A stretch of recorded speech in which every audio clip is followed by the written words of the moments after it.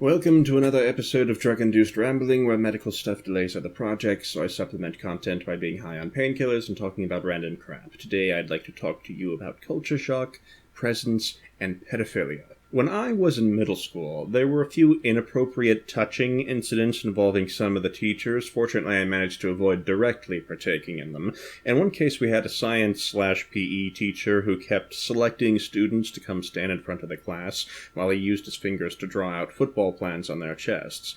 This was in my first year when I was 11 going on 12, and I thought the situation was just kind of weird given we had a whiteboard right behind them to draw on, and I suppose I hadn't yet connected the dots that this was a bit more likely to have been a sex thing. Despite the unpleasantness that were those years for me, I consider myself luckier than some. The students that were wheelchair-bound or crippled, I don't recall any of them staying more than a couple months at the school. Very fundamentally religious staff teaching people prayer is more effective than hospitals, and doctor's appointments resulted in some pretty aggravating bullying for these people that, as others saw it, didn't have enough faith or were being punished for something.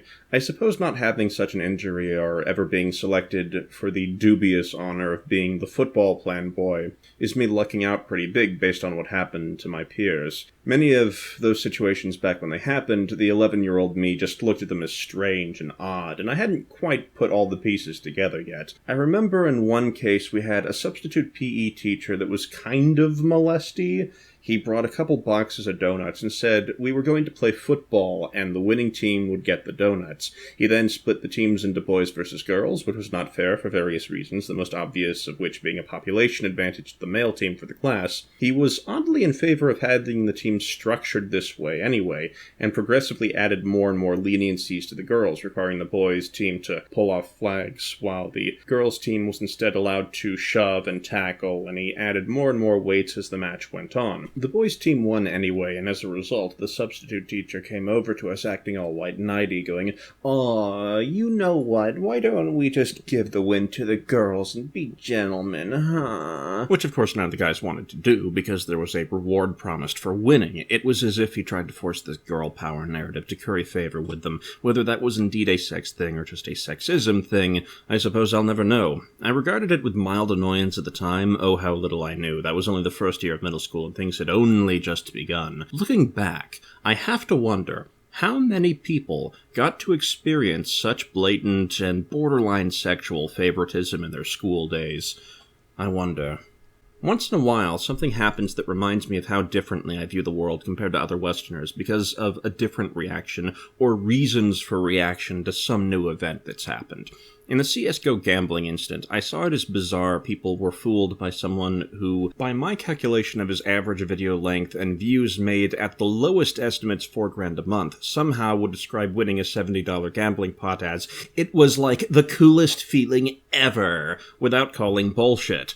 It seemed obvious he had financial interest in CSGO Lotto because $70 is inconsequential to him, just factoring in the lowest possible estimates, but it's a more impressive sum of money to his audience of young teenagers.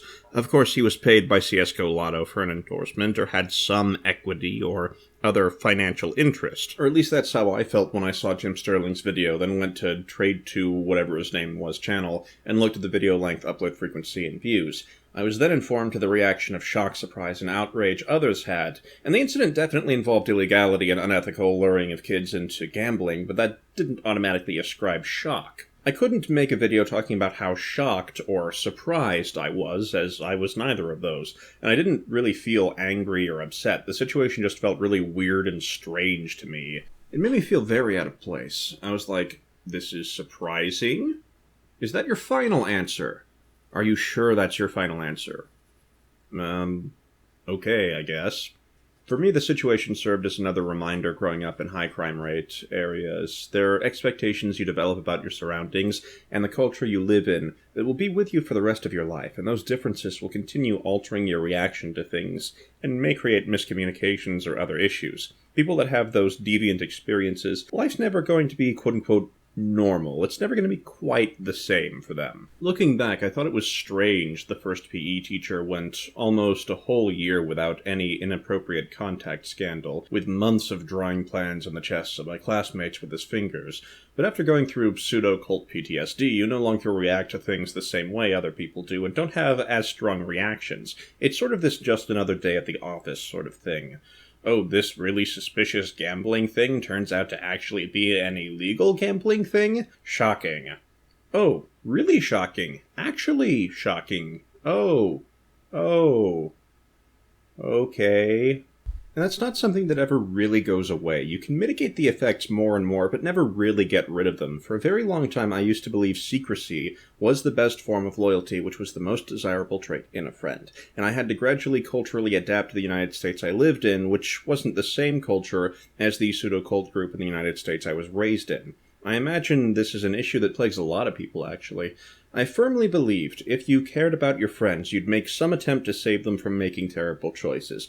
But as I discovered, this was often unappreciated, and people regularly threw the gift horse in the proverbial horse-to-hamburger grinder without so much as a look in the mouth. I believed valuable information that could save you a lot of headaches and money and was otherwise difficult for the person to obtain was a desirable bequeathment, so I bestowed upon my friends generous gifts, not in the form of jewelry or any tangibles, but in the form of information collected on a prospective new boyfriend or new girlfriend, or some sort of valuable info meant to greatly benefit them. I had begun doing this somewhere in the neighborhood of 16 or 17 and was doing my final 2 years of high school in an independent study program and had enough spare time to begin piecing together a social life. Yet I had only just recently escaped and didn't fully grasp these standard American friendship fabrications, so I assumed if you want to give your friend a gift, you give them something valuable, and I saw valuable information as the most valuable of all. This ended up costing me some quote-unquote friendships after my gifts were undesirable, and that was how I began discovering how many petty American teenagers and adults lost all sense of reason when it came to finding their magical soulmate.